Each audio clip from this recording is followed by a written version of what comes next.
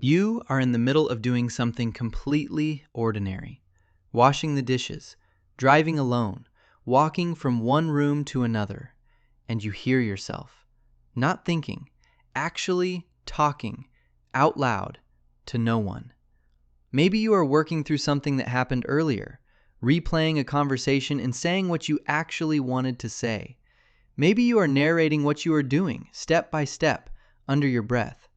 Maybe you caught yourself mid-sentence and stopped, looked around to make sure no one heard, and felt, for a split second, slightly embarrassed by your own mind. You have probably never told anyone how often you do this, not because it is a secret exactly, but because you already know how it sounds, and you have spent enough of your life being told you are too much in your head, too intense, too strange in the small private ways that nobody else seems to share. So you kept it quiet.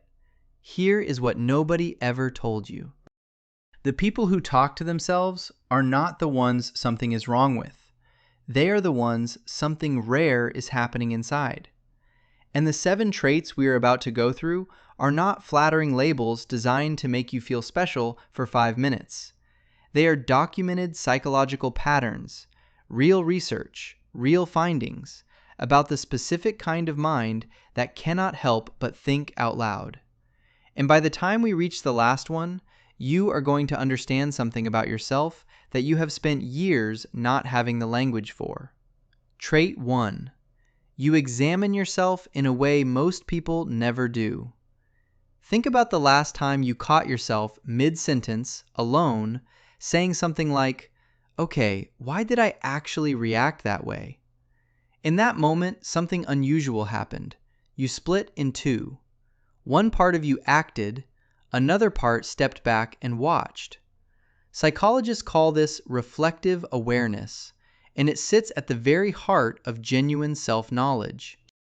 Nearly a century ago, the Russian psychologist Lev Vygotsky discovered that children talk to themselves out loud to guide their own behavior, and that this private speech never actually disappears. It becomes the inner voice that narrates your entire life. People who still let that voice out loud tend to examine their thoughts, emotions, and decisions far more closely than people who do not.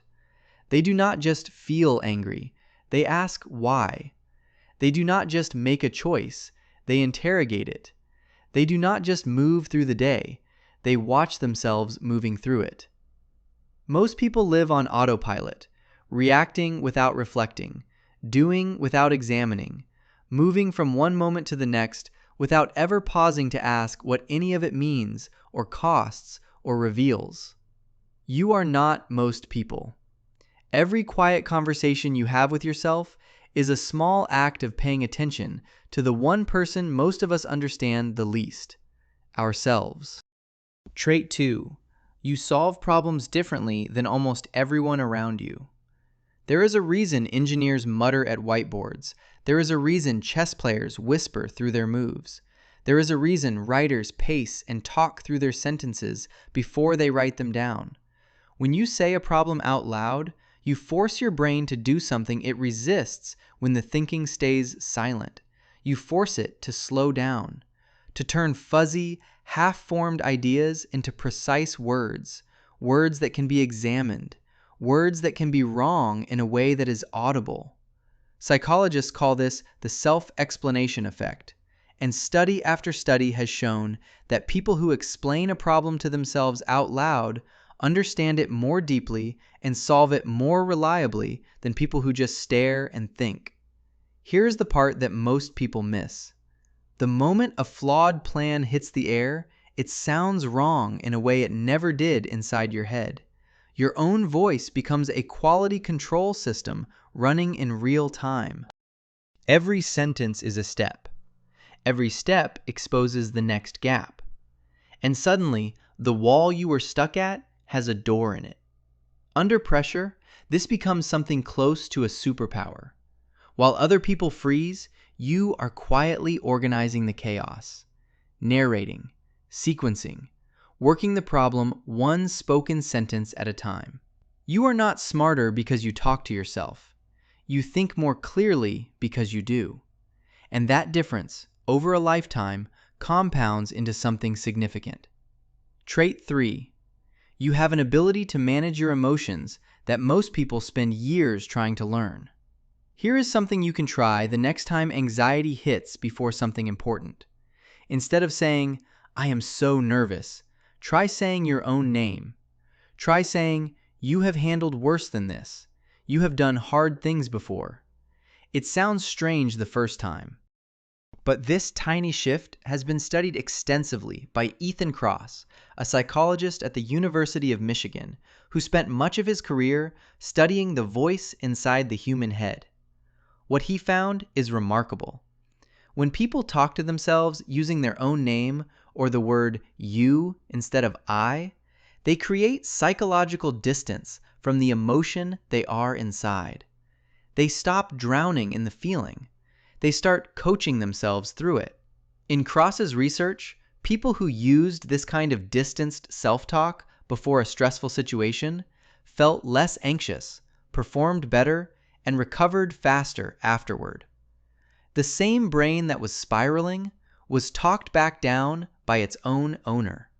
You have probably been doing a version of this your entire life without knowing it had a name, without knowing it was a skill, without knowing that what looked like talking to yourself in a bathroom mirror before something hard was actually one of the most sophisticated emotional regulation tools that psychology has ever documented.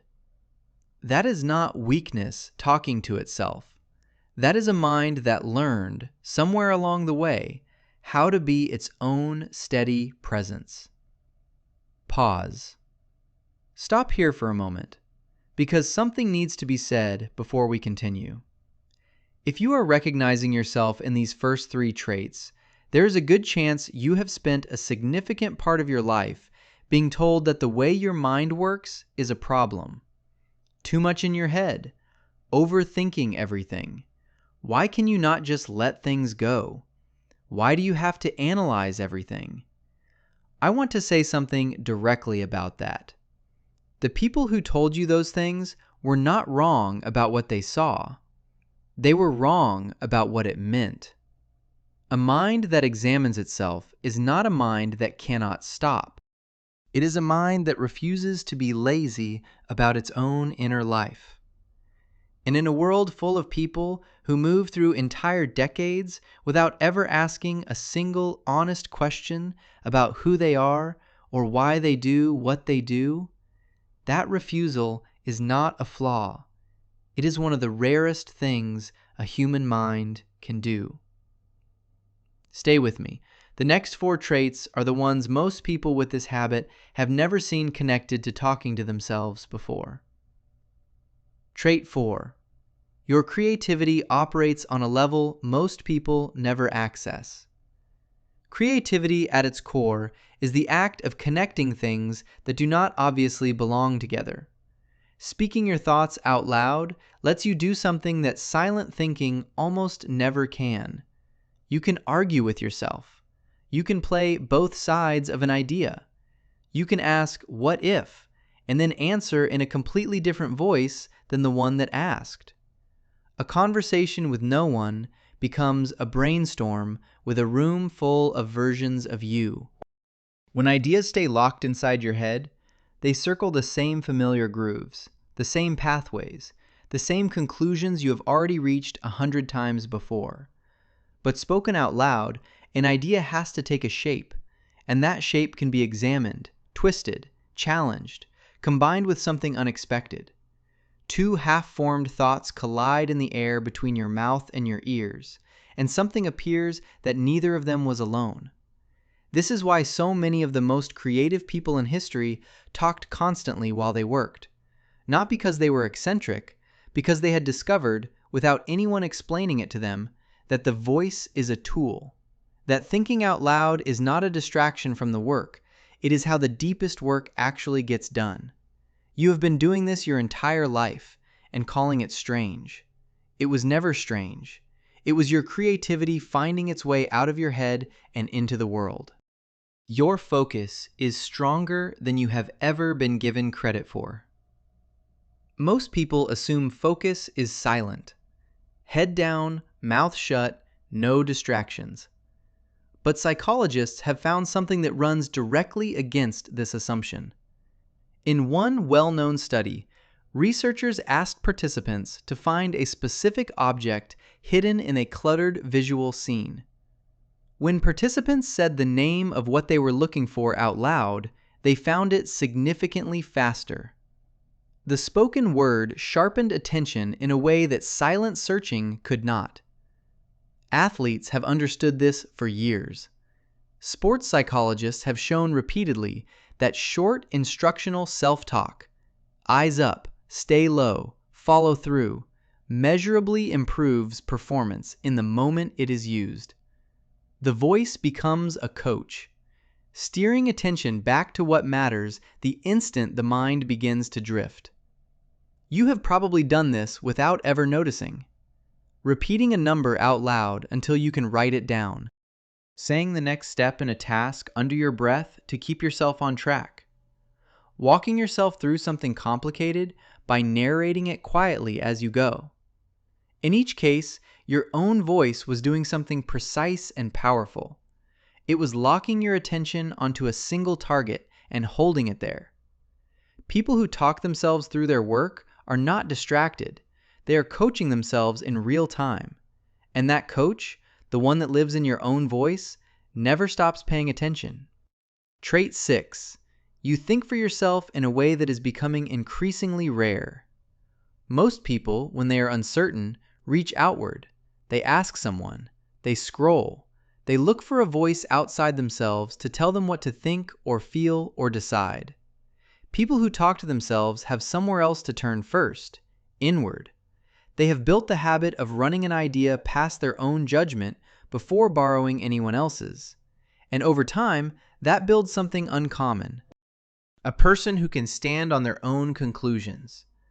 Not because they are stubborn, not because they are closed to other perspectives, but because they have already argued with themselves so thoroughly that they know which parts of their thinking hold up and which parts do not. They do not need external approval to feel sure of a decision. They have already had the conversation that matters, the one with themselves.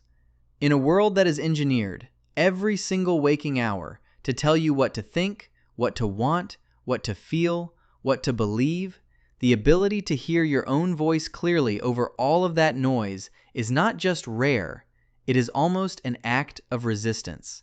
You have been practicing that resistance your entire life. Every time you thought something through out loud instead of reaching for your phone. Every time you sat with your own reasoning instead of looking for someone to hand you the answer. You were protecting something that most people lose without ever realizing it is gone. The ability to think for yourself. Trait 7. You are always in conversation with the person you are becoming. This is the one that ties everything together, and it may be the rarest of all. Think about the thread running through every trait we have talked about. The self-awareness that watches and examines. The problem-solving that catches its own mistakes. The emotional regulation that coaches itself through the hard moments. The creativity that argues with itself into something new. The focus that narrates itself back on track. The independent thinking that trusts its own conclusions. Put all of that together, and you get someone who is, in effect, always in conversation with the person they are trying to become. People who talk to themselves tend to treat their own life as an ongoing project. After a hard day, they replay it. What could I have done differently? Before something important, they rehearse it. After a failure, they do not just feel bad and move on. They ask what the failure has to teach them, and then they try again. Their inner dialogue is not idle chatter. It is a feedback loop, a quiet, constant, private process of reflection and adjustment that most people never engage in at all. This is how real growth actually happens. Not in dramatic public moments, not in sudden transformations, in thousands of small, private conversations where you hold yourself accountable, forgive yourself, and decide again and again to keep going. Most people never have those conversations. The person who talks to themselves has them every single day, and that, more than any test score or credential or label, is the sound of a mind that simply refuses to stop becoming. The voice in the empty room is not a sign that something is wrong with you. It never was. It is the sound of a mind that examines itself, that solves its own problems, that coaches itself through fear, that creates out loud, that focuses with precision, that thinks independently, that never stops growing. 7 traits, all of them carried by one quiet voice, in one room, with no one listening, except you. And you have had this all along. You just spent too many years calling it strange.